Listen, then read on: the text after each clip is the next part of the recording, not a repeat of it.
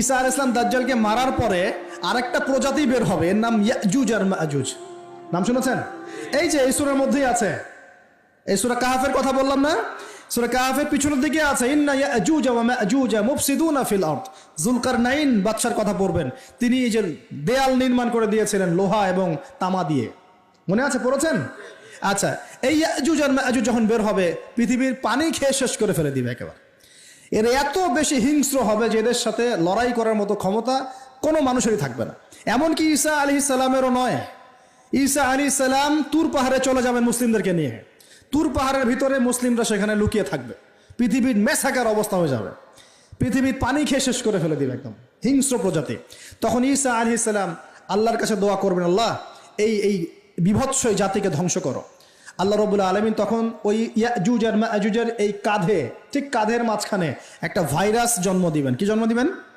ওই যে বলি না মহামারীর ভাইরাস, অমুক ভাইরাস তমুক ভাইরাস, এই ভাইরাস আরো সামনে আছে বাকি এখনো। ওই ভাইরাসে, ওই পোকায়, ওই ব্যাকটেরিয়া বা যেটাই হোক আল্লাহ পাক যাই দিবেন, এতে করে ইয়াজুজ আর মাজুজের পুরো প্রজাতি ধপ ধপ ধপ ধপ করে মারা যাবে। মানে এটা ছোঁয়াচে রোগ হবে। কি রোগ হবে? ছোঁয়াচে। ঠিক যেমন আমরা একটু করোনা দেখলাম না, একজন থেকে আরেকজন, একজন থেকে আরেকজন, এরকম জিনিস চলবে আরো বিশ্বে। আর এখনকার নতুন রিসার্চ হচ্ছে ওই সাইবেরিয়া অঞ্চলের যে বরফগুলো আছে না, ওর নিচে এই 1 লাখ বছর, 1.5 লাখ বছর, 2 লাখ বছর আগের ভাইরাসগুলো নতুন করে জায়গা শুরু করেছে এখন। হ্যাঁ, এগুলো বিজ্ঞানীরা বলছেন যে এগুলো আবার কোন দিন জানি পৃথিবীতে আত্মপ্রকাশ করা শুরু হয়। সবকিছুই ঘটবে। বিশ্বটার খুব রহস্য আছে, বিশ্বটার অনেক রহস্য আছে। আল্লাহ পাক এগুলো খেলার ছলে সৃষ্টি করেন নাই, পরীক্ষা। লিয়াবলুয়াকুম আইয়ুকুম আহসানু আমালা, আল্লাহ পাক বলেছেন। এরপরে ইয়াজুজ আর মাজুজের সব প্রজাতি মারা যাবে। নবীজি বলছেন জমিনে কোনো জায়গায় ফাঁকা থাকবে না, সমস্ত জায়গাতেই ওদের দেহ পড়ে থাকবে। আল্লাহু আকবার। এরপরে ঈসা আলাইহিস সালাম আল্লাহকে বলবেন, আল্লাহ জমিনটাকে পবিত্র করে দাও। আল্লাহ পাক কি করবেন জানেন? বড় বড় নখরওয়ালা, বড় বড় নখ আছে, নখ দেখেছেন? বড় বড় নখ, বড় বড় নখওয়ালা একটা স্পেশাল প্রজাতির পাখি আল্লাহ পাঠাবেন। কি পাঠাবেন? পাখি। এটা কোন পাখি, কি নাম আমরা জানি না।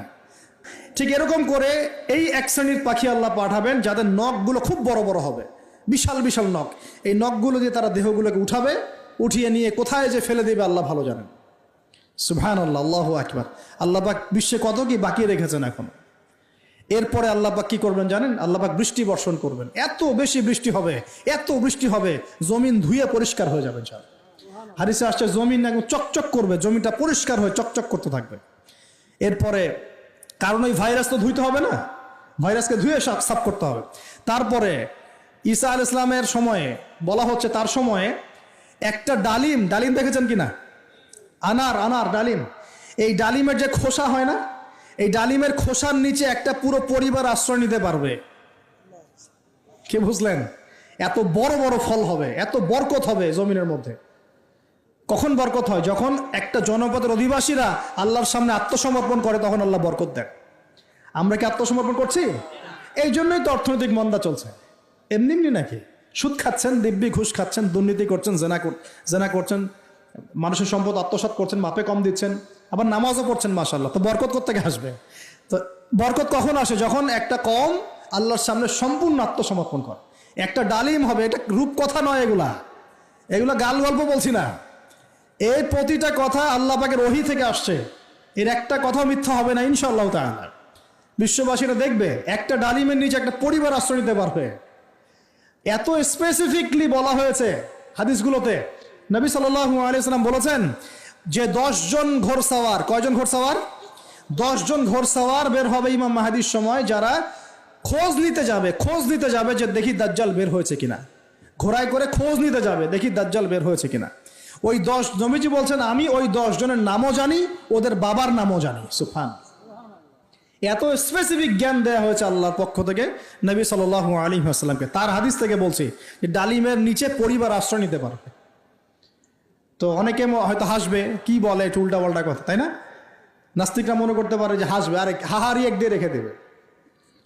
এখন মানুষ ফেসবুকের মতো চিন্তা করে, ফেসবুকের মতো হাসে, ফেসবুকের মতো কাঁদে। মানুষ এখন রোবটিক হয়ে গেছে।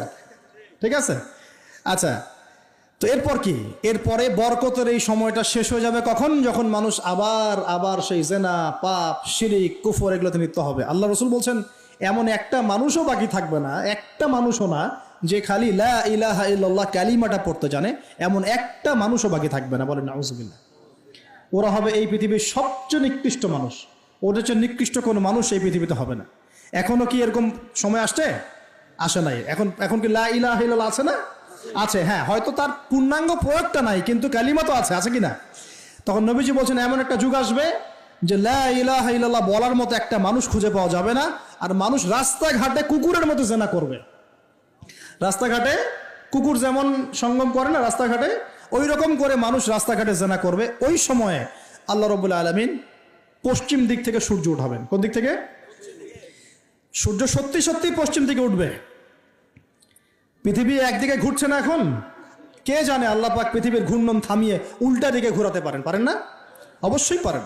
আল্লাহ পাকের জন্য এটা খালি বলা, কুন ফায়াকুন, হও হয়ে যাও, ব্যাস ব্যাস।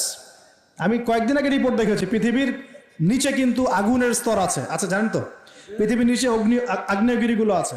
পৃথিবীর ভিতরেও একটা ঘূর্ণন হয়, সেই ঘূর্ণনের দিক পরিবর্তন হচ্ছে দিন দিন, এমনটা রিপোর্ট এসেছে। দেখেন, আপনি ইন্টারনেট ঘাটাঘাটি করেন, দেখেন। আর অনেকে রিপোর্ট করছে যে পৃথিবী আগে যে গতিতে ঘুরতো, এখন পৃথিবীর ঘূর্ণন গতি একটু বেড়ে গেছে। দেখেন রিপোর্ট, দেখেন। ঘূর্ণন গতি বেড়ে যাওয়ার মানে হচ্ছে টাইম দ্রুত পাস করবে। আর শেষ জামানার হাদিস এটাও আছে যে সময় দ্রুত পাস করবে, আছে না? এটা হাদিসে আসছে।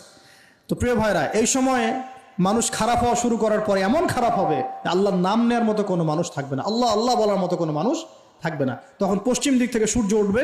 কিভাবে কিয়ামত হবে? নবীজি বলছেন একজন ব্যক্তি পানি খাওয়ার জন্য পাত্রটাকে মুখের সামনে নিবে, পানি গিলতে পারবে না, কিয়ামত হয়ে যাবে। নাউযুবিল্লাহ।